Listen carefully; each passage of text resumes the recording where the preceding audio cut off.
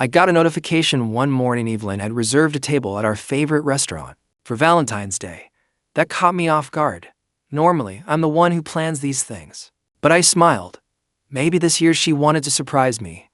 But by evening, all I got was a message from her. Sorry, have to work overtime. I didn't think much of it until I saw a post on WeChat. It was from her junior at work, Peter. The caption read, "Only a caring sister knows how to spoil someone. A fancy restaurant. A sweet person. Tonight's cake was sweet, but not as sweet as your lips." The photo. It showed Peter and Evelyn sitting intimately close, his arm around her waist. That smile that said more than words ever could. And on her neck, the necklace I gave her that very morning. On the table, the bottle of wine I had wrapped for her with a handwritten note. In the past, I might have lost it, confronted her, demanded answers, but this time, I didn't feel anger, just tired. Bone deep tired. When she came home, I was sitting at the table eating a mango. A simple act, but for Evelyn, it meant something. She's allergic to mangoes. Even the faintest touch would make her break out in hives. For years, we never kept mangoes in the house, not even in juice or flavored candy. She looked surprised to see me awake, handed me a neatly wrapped box. Her voice was flat. "Happy Valentine's Day, honey." To her credit, Evelyn always gives gifts, thoughtful ones. Like the Patek Philippe watch I was holding, a gift I'd probably treasure. If things were different, I remembered how I found out she'd booked the restaurant. The owner had called earlier in the day. He's known us since college, watched our love story unfold. I even proposed to her at that restaurant. He was joking, congratulating me, asking if I'd like to try their new cake. "Does it have mango?" I asked. He laughed. "Yeah. Should I get the usual instead?" "Please," I said. "My wife's allergic to mango." A few hours later, she told me she was working overtime. And then that post, that picture, that damn cake on the table, layers filled with mango puree, a cutie dot. When she sat down with me later and saw the mango on my plate, her face twisted. "Why is there mango?" she asked. I didn't answer. I didn't want to fight. I didn't want to hear lies or pretend like this was all a misunderstanding. I just kept eating. The mango was sweet, with a perfect hint of tart. I hadn't had it in years. I had forgotten how much I liked it. I finished quietly, wiped my hands, and said, "I'm going to bed. Unless there's something else." She reached out, grabbing my arm. "Oliver, it's Valentine's Day." I looked at her. "So what?" Her frown deepened. She got closer, leaned in, whispered against my ear. "On a night like this, are you really going to bed this early?" Evelyn has always had a cold beauty. Sharp, quiet, unreadable. After college, once she started wearing glasses, that distant charm only intensified. But tonight, I smelled smoke on her. Not perfume, not wine. Smoke. I stepped back, avoiding her kiss. "I just ate mango," I said quietly. "You'll have a reaction." She blinked, stunned. I didn't wait for a response. I went straight to the bedroom and locked the door. Not long after, my phone rang. It was my supervisor. "So, are you really taking the position? If you back out because of Evelyn again, I swear I'll kill you." I chuckled. "No, I'm serious this time. If I flake, I'll show up at your office with my head in my hands." It's a role in the advertising department, higher pay, more responsibility, but constant travel. I'd refused it 3 years ago. Because of Evelyn. We've known each other for more than a decade, grew up together. She's always been a traditional woman, serious, reserved, rule-abiding. I once had her take the MBTI test just for fun. She didn't understand the point, but she humored me. ISTJ. Disciplined, loyal, private, predictable. It took me half a year just to hold her hand. My friends used to tease me. They said she was boring, that there were prettier, funnier girls around. I never explained why I loved her. But I remembered. During middle school, there was an earthquake while we were in class. Everyone panicked and rushed out. I tripped on a desk leg, fell hard. Everyone was running away, but Evelyn fought her way through the chaos to get to me. She helped me up and made sure I got out safely. She didn't leave my side for a second. Later, I asked her, "Why'd you come back? What if something had happened to you?" She looked at me, stunned, then quietly said, "I wasn't thinking. I just knew I didn't want to leave you behind. If I couldn't make it, I wanted to die with you." That was Evelyn. Once. Now, I don't know anymore. But what I do know is this. I'm tired of living a life where mangoes don't exist. That's Evelyn for you. I bet she never imagined that one day she would be the one leaving me behind. I never really doubted her sincerity, not once. But I've come to realize sincerity isn't permanent, it fades. My supervisor probably sensed something off in my voice because she paused, then said, "Everyone makes mistakes, Oliver. It's easy to point fingers at the past, much harder to actually change things. I just hope you find the courage to turn things around when you need to." Then she added with a smirk, "Of course, someone as perfect as me doesn't make mistakes. You, on the other hand, have some catching up to do. But listen, no matter what happens, even if you lose the girl, don't lose this job. You start in 3 days, and your first assignment is a business trip to Argentina. You can't afford to show up half-hearted." The next morning, I woke up early to start wrapping up my current projects at the office. As I walked past the living room, I saw Evelyn sitting there. Her lips looked slightly swollen, classic mango allergy reaction. I didn't need to guess Peter must have kissed her after having that mango cake last night. I walked past her without a word. My hand was on the doorknob when she grabbed my wrist. She looked irritated, defiant even, and asked, "Why are you mad? Is it because I didn't spend time with you yesterday? I told you I had to work late. The company's about to go public. As a woman, do you even know how hard it's been for me to climb up the ladder to management? All eyes are on me. I have to set an example." I didn't say anything. "You've always said you'd support me, that you wanted me to have my own career. So why are you acting like this now?" "Yeah, that's how it always was. I loved her, so I tolerated everything. Even the time I was in the hospital, and she didn't know because she was too busy. I didn't make a fuss then either. But one day, I picked her up from work. While she was doing her makeup in the car, her phone rang. She immediately paused mid-eyebrow stroke and answered sweetly. That was the first time I heard her say Peter's name, and that was when it hit me. She wasn't too busy for phone calls. She just didn't think I was worth picking up the phone for. The cold, distant persona she carried around. It wasn't about boundaries or privacy, it was selective. She just didn't show that softness to me. I gently pulled my hand out of her grip and said quietly, "That's enough, Evelyn. We're done." But before I could finish, her phone rang again. She glanced at the screen, then gave me an awkward, guilty look. Peter's voice came through on speaker, boyish and carefree. "Sis, come pick me up. It's freezing today, and I don't want to get out of bed. But hey, if I'm late, you can't dock my pay, right?" Evelyn's face softened instantly. Her tone shifted. "Scared of the cold, you? The same guy who climbs snowy mountains at night." Then she laughed. "Okay, Peter, get up. Don't forget you're bringing me breakfast today."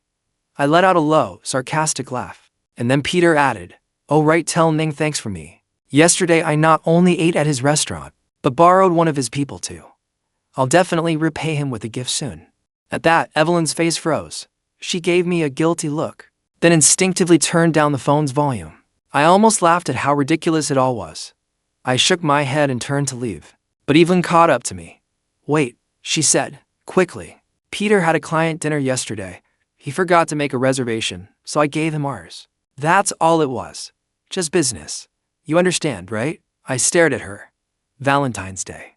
A romantic dinner with another man for business. Did she even hear herself? I noticed her fingers unconsciously twisting her wedding ring. She always does that when she's nervous. But before I could say a word, Peter called again. And Evelyn rushed off muttering something about food poisoning as an excuse. It didn't matter. This wasn't the first time. A few weeks back, there was a snowstorm. Roads were blocked, deliveries canceled. I was sick, curled up on the couch, hoping Evelyn might make me some porridge or at least stay home. But she stood up, put on her coat, and said, "Peter has no food at home. I'm heading over to cook for him." I was too stunned to speak. Why? Why was it him she felt the need to cook for? She didn't even glance at me, didn't notice I was shivering, barely able to keep my head up. I thought back to high school. When I'd miss a meal or look tired, she'd scold me like I was a child, skipping meals again. "Honestly, you're always making me worry." Then somehow, out of nowhere, she pulled out a hot bowl of rice cakes. Like magic. "You'll just get worse if I don't take care of you." Back then, I thought her coldness was love in disguise, that she just didn't know how to show it. But now I wonder if that version of her even exists anymore. At the office, my supervisor slammed a stack of paperwork on my desk. "Finish this in 3 days or report to me with your head." Got it. I worked late into the night. When I finally checked my phone, there it was, a draft of the divorce papers from the lawyer. Something in me snapped. I grabbed a cab and headed straight to Evelyn's office. Snow was still falling heavily when I arrived out. As soon as I reached her floor, the power went out. I turned on my flashlight, confused, trying to navigate in the dark. That's when a message popped up from a colleague. Hey, isn't this the band you've always wanted to see live? There was a link. I clicked it. It led me to a concert poster, posted by Peter. It was all there. His entire page chronicled moments with Evelyn, from high school to college, and now working side by side at the same company. Turns out he had followed her all along, quiet, constant. His bio read, "Being head over heels for her isn't just your privilege." I tapped the video. I understood immediately why my colleague had hesitated before sending it. The screen came alive, concert lights flashing over Peter and Evelyn's faces. They were right there, front row, holding hands, kissing like no one else existed in the world. My phone slipped from my fingers and hit the floor with a loud crack. But I didn't care. Something inside me split open. Evelyn and I had been together practically our whole lives.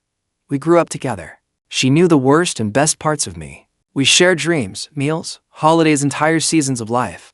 But in that moment, watching her wrapped up in someone else's arms, I realized I didn't know her at all. From her office came the sound of muffled crying. "I'm sorry," she sobbed, "but we really can't." And then a soft voice, "Peter, I just like you. I don't understand what I did wrong." Through the narrow crack in the doorway, I saw him gently wrap his arms around her waist, wiping the tears off her cheeks. He leaned in, kissed her tear-stained face, his eyes full of emotion. Then slowly, his hand slid up to the back of her head, and in the darkness, they kissed. Long, deep, familiar. Bang! The power flicked back on, flooding the room with light. They finally noticed me, Peter's eyes witting. Ning, it's not what it looks like, I swear. I'm just too in love with her. It's not Evelyn's fault. Evelyn turned around, stunned. Her lips were still glistening. She stared at me like she'd just seen a ghost. "Oliver, why are you here?" I walked in slowly, calmly, to calm. I even smiled as I approached Peter. But then my fist smashed into his face. His head jerked back, blood spraying from his lip. Before he could even fall, I grabbed his collar, yanked him forward, and glared into his shocked face. "That one's for your pathetic mouth," I spat. "I've met fake women before, but never a man playing that role. You make me sick." He tried to speak. I didn't let him. A hard punch into his stomach made him buckle and crash to the floor. Gasping in pain, Evelyn finally snapped out of it, reaching toward me, her voice trembling. "Oliver, wait!" Smack! My hand landed across her cheek. She staggered back, eyes wide, clutching her face as tears instantly welled up. I slipped off my wedding ring and tossed it at her. It clattered against her chest before hitting the floor. That's when she started crying. The kind of cry that sounded desperate, worthless. "Oliver, don't do this. Please just listen to me." I ignored her and handed her the divorce papers. "Evelyn, we're done.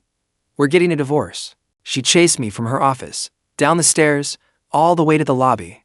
"Oliver, please, it's not what you think." People were staring. Half the building was watching this unravel like some tragic play. I hailed a cab. Just wanted to disappear. Snow was falling outside. Evelyn pressed her body against the door, stopping me from closing it. "There's really nothing between us," she cried. "He's just a kid. He doesn't know anything. I was only trying to—" I cut her off, my tone ice-cold. "Oh, so you were just teaching him how to kiss in advance? What are you now, a mentor?" Her eyes were red, desperate, like she was watching the only ship leaving shore.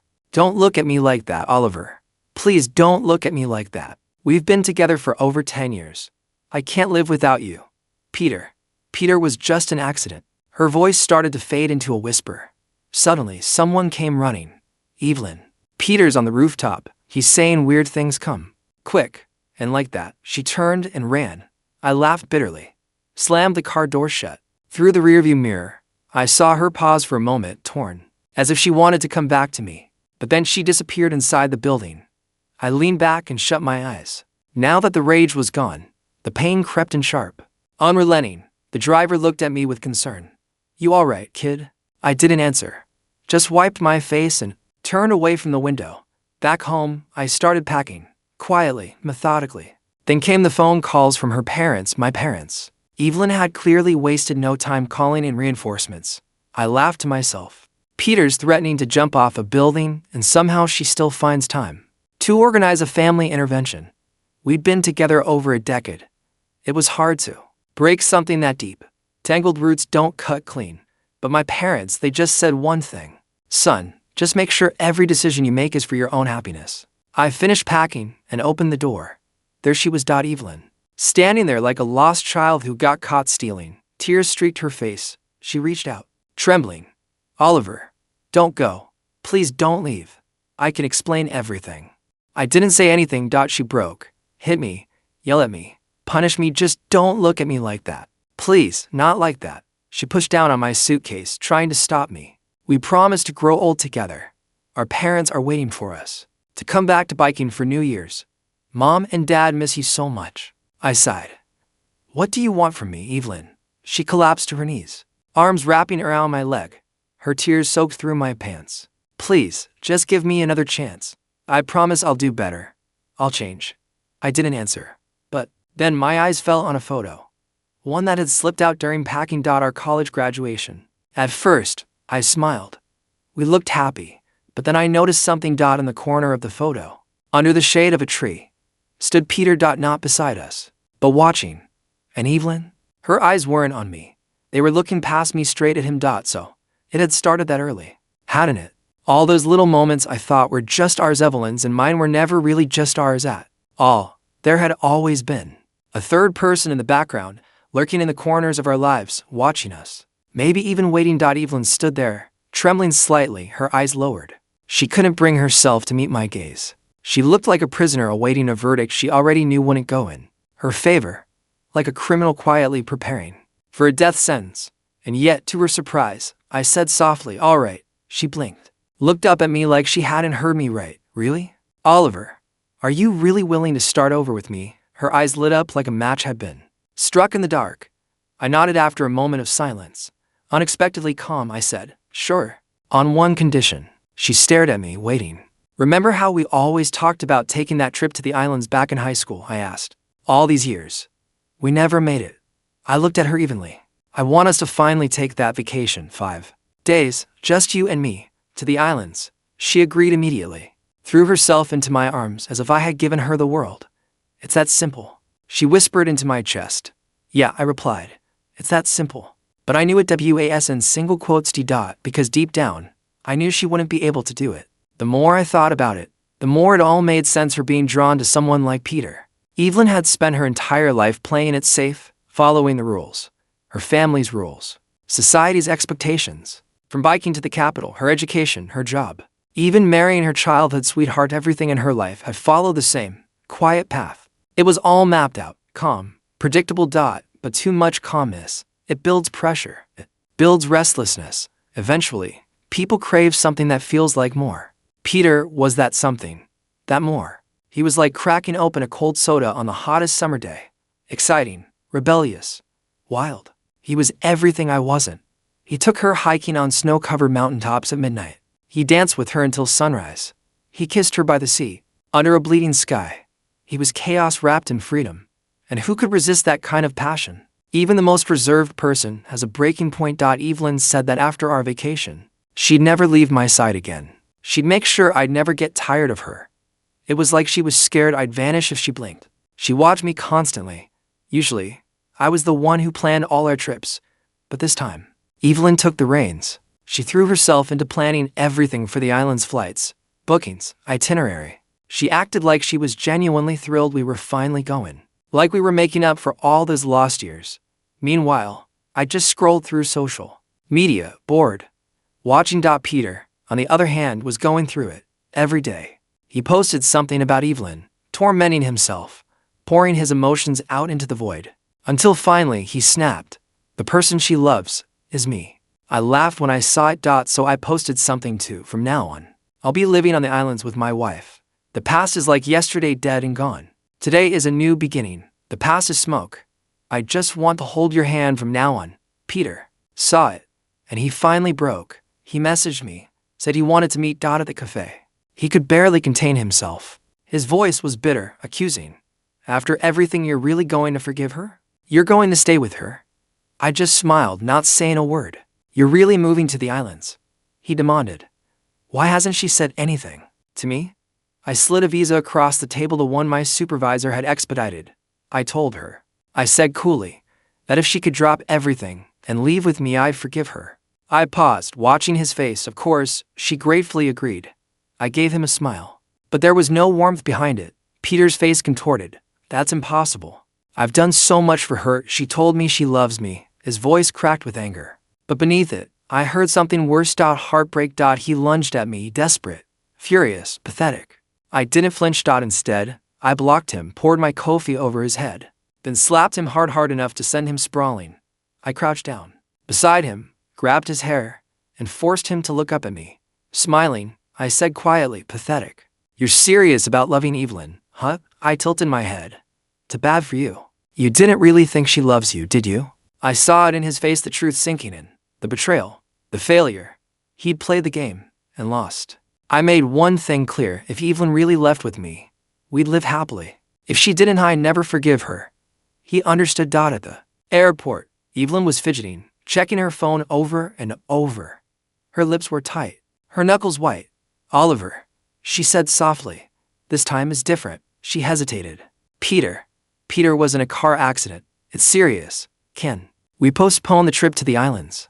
Peter really was willing to go to any lengths, wasn't he? I looked at her for a long moment. I traced every detail of her face. Then I said, I know why you didn't come to that concert with me that night. She froze. Her lips twitched, trying to force a smile. That night, she admitted quietly, it was Peter's birthday. He invited me. I couldn't turn him down. I laughed. That was my favorite band since I was a teenager. Remember? I stepped closer. It was my birthday that year.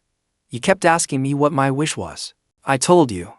I wanted to make enough money to see them live someday. I paused.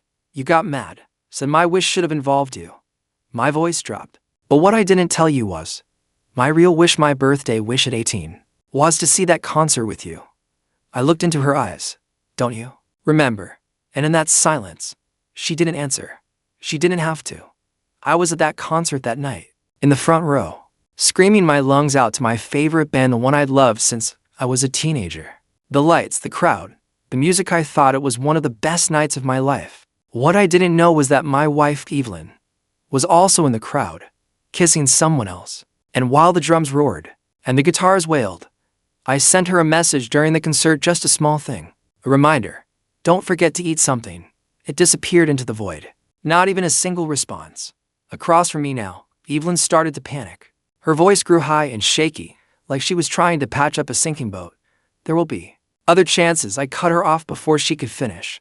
There won't be, I said sharply. She froze. That was their farewell concert. There won't be another one. I stared directly into her eyes and repeated, calm and final, there won't be another one. A heavy silence fell between us like a curtain. Then I sighed, let my shoulders drop, and casually waved her off. Go ahead. He's been in an accident. You're his supervisor. It'd look bad if you didn't show up. I gave her a half smile, looked her in the eye. As for the islands, my voice softened. A flicker of something passed between us. I saw her then, not the Evelyn who broke my heart, but the girl who once, at 18, pouted at me and insisted I take her to the islands one day. I nodded. We'll just go next time. Her face lit up like someone had just handed her a second chance at life. She bolted out of the airport, braving snow and rain to catch a cab to Peter's side. Behind her, I stood still. Then quietly, I tore up the plane ticket in my hand and dropped the pieces into the trash. I didn't look back. Instead, I walked over to the kiosk and printed a new ticket. Destination, Argentina. The next morning, Evelyn woke up. She was lying in a man's arms. His lips were gently brushing her face. Something about it felt off, wrong. Her eyes flew open. This wasn't Oliver. Yesterday, she had rushed to the hospital, frantic, only to find out the truth. Peter's accident was nothing but a lie. At first, she'd been furious.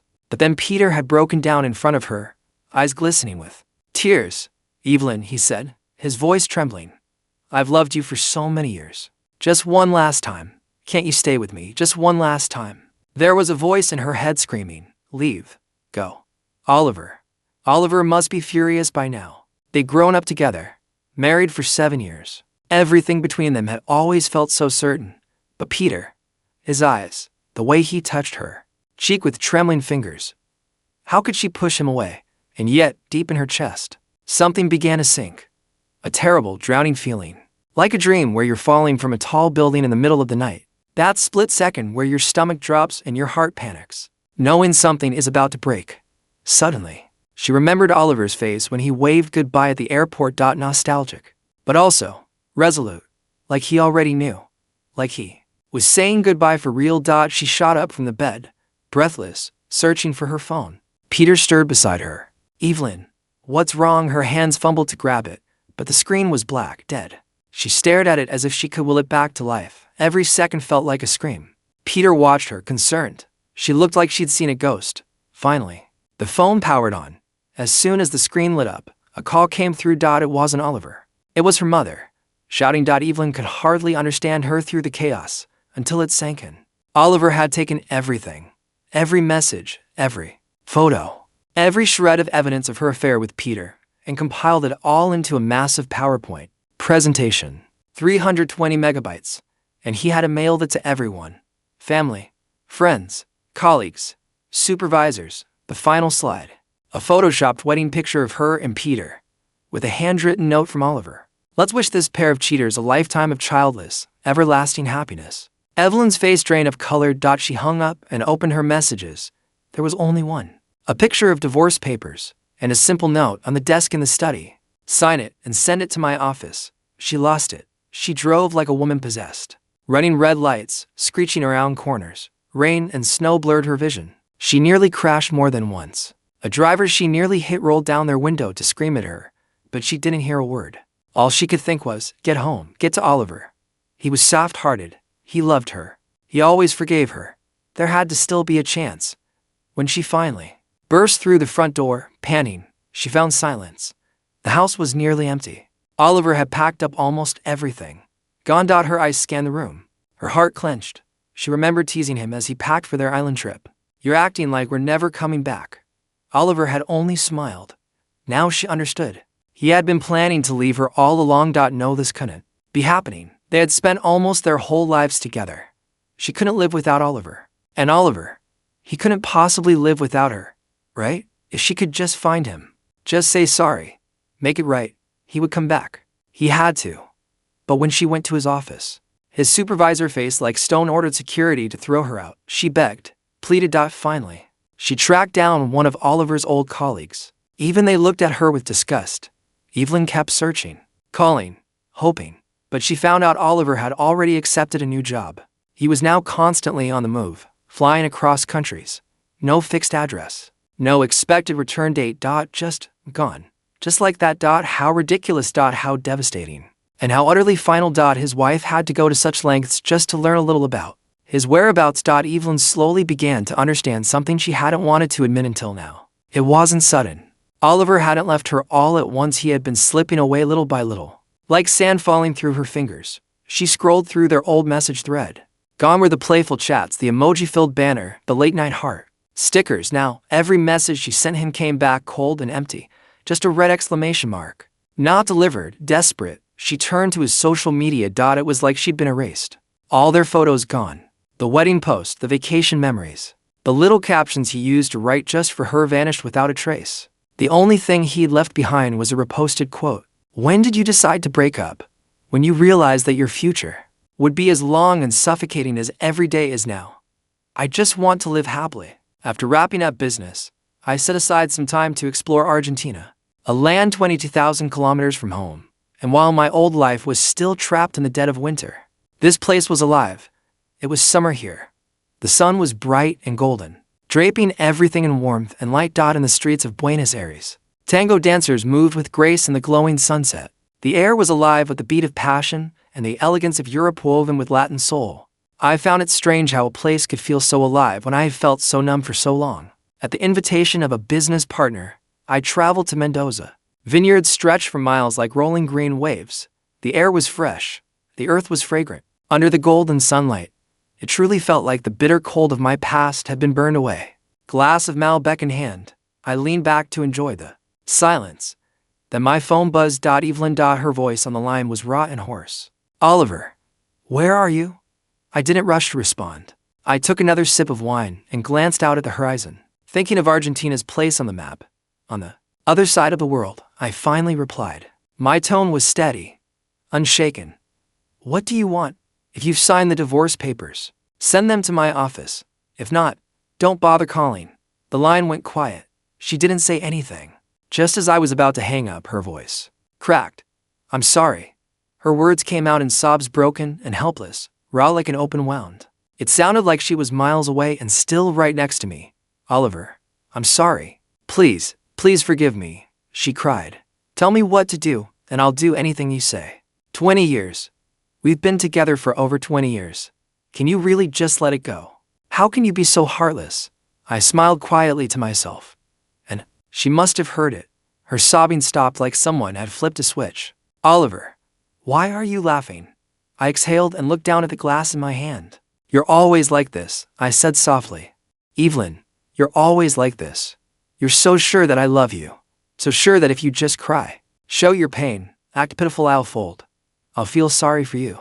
But Evelyn, have you ever thought, I don't love you anymore? Next time I returned to biking, it was New Year's Eve. That's the thing with childhood sweethearts. You know everything about each other right down to how they break. As my family gathered around the table for the reunion dinner, warm dishes steaming, laughter echoing through the house, there was a knock at the door. I opened it. Evelyn stood there. She looked like a ghost of herself. Pale, unkempt. Her hair fell in loose strands over a worn beige sweater. Her frame was thinner. Her eyes were hollow, yet pleading. She looked ruined. The PowerPoint had done its job. It hadn't just exposed the affair, it had crushed her entire image within our circle. She and Peter were pariahs now. The people who used to call her graceful and perfect. They saw her now for who she really was and they turned away. That's what I heard at dinner anyway. Not that I cared to ask. I hadn't spoken to her since that call from Argentina. Outside, the street was painted in the glow of fireworks, colors bursting across the winter sky. Evelyn's lips trembled. She stared at me, and her voice cracked again. Every year, we've always spent New Year's Eve together. Oliver, I love you. I can't live without you. I didn't say anything at first. Just looked at her. Then, strangely, I remembered the younger version of her, cheeks pink from the cold, sneaking out on New Year's Eve just to hand me a red string bracelet she had woven herself. Back then, I would have given her the world. Now, I felt nothing. These past few months, all those places I'd flown to, the mountains, the cities, the oceans, they had quietly healed me, filled me in places where she had hollowed me out. The fireworks boomed in the distance. A new year had come. I met her gaze. Evelyn, I said, don't do this, it's New Year's. Seeing you like this, it makes me feel sick. Her face crumbled, pale as snow. I closed the door. My parents asked who it was. I shook my head. No one. Then I turned back to the table, fighting my cousin for the last piece of beef in the hot pot. The room erupted in laughter. It was wonderful. I still had my family. Under my supervisor's so-called brilliant leadership, my career was climbing fast. I had grown used to the rhythm of travel. In every new city, I sent postcards home. Mom had learned some slang and now proudly called me her travel frog. This time, I was in Japan. Mom called, her voice concerned. Son, be careful, I hear. Japan has a lot of earthquakes. I laughed, tearing into a soft mango bun I had just bought at a local bakery. Strolling toward the fireworks festival. Japan was different. A country that once borrowed so much from our culture now had a quiet, melancholic soul all its own. Romantic in the way it held its silence. And under the canopy of summer night, I watched as fireworks bloomed above me. For just a moment, the darkness turned into day. And I realized I didn't miss her anymore. I looked up, momentarily forgetting to breathe. The sky was clear, a few streaks of cloud floating lazily overhead. I exhaled and snapped out of it. Smiling slightly, I said to my mom over the phone, earthquakes aren't that common, but the universe, it seems, enjoys irony. Almost immediately after I hung up, Japan's meteorological agency issued an unprecedented warning. Nankai Trough earthquake. Temporary information, attention to large earthquake. The city tensed. Flights were fully booked in hours. Hotels overflowed. Phone lines jammed. By the time news reached home, I had gone completely off the grid. My mom, she panicked. She started praying to every god she knew by name. She lit incense at midnight, whispering ancient pleas for my safety through trembling hands. And Evelyn, she heard the news too. Quietly, without telling anyone, she booked a flight to Japan. Peter was still by her side back then, but he was no longer the man she had sacrificed everything for. His career had collapsed. He'd been blacklisted from the industry, shunned. The affair that once felt thrilling had rotted into something venomous. Their relationship had turned into a battlefield to people wounding each other over and over again. When she started packing, he tried to stop her. "Don't be stupid," he said, voice laced with scorn. "Even if you go, Oliver won't forgive you. Don't you understand?" But Evelyn wasn't listening anymore. Maybe it was guilt. Maybe something deeper. Maybe she was trying to make sense of the wreckage she had caused in the midst of their argument. Still struggling to free herself from the toxic grip they held each other in, she lost it. Evelyn grabbed a kettle from the table and smashed it against Peter's head. The room erupted in chaos. Blood gushed from his forehead as he screamed wild. "Broken. He doesn't love you. Don't you get it? He never loved you. I'm the only one who loves you, Evelyn. I'm the only one who loves you." But all she left him with was her back. Thankfully, I made it back to the country without any serious incident, though my return flight had been delayed. As the plane prepared to take off, my broken phone, long silent, lit up with a call from an unknown number. It buzzed only once. The flight attendants were already urging passengers to power down devices, so I hit decline without a second thought and shut it off. The call vanished from my mind the moment the wheels left the runway. Back home, I reassured my frantic family. I was safe, alive, everything was fine. I jumped straight back into work, trying to regain rhythm. That strange call, it never crossed my mind again, until Peter showed up outside my office building. He didn't look like himself. Gone was the arrogant, smooth-talking man he used to be. His suit was wrinkled, his hair disheveled, his eyes bloodshot and manic. He stood just beyond the glass doors, shouting, "Where's Evelyn? Give me back my Evelyn." I stared at him, my expression unreadable. The people in the lobby began to whisper. It clicked. That strange call, the missed number, the timing. And then it hit me. Evelyn had gone to Japan right before the earthquake. I kept my face neutral and motioned for security. "I don't care," I said firmly as he struggled. "She's your girlfriend now, not mine." I watched as he was dragged away, still yelling her name.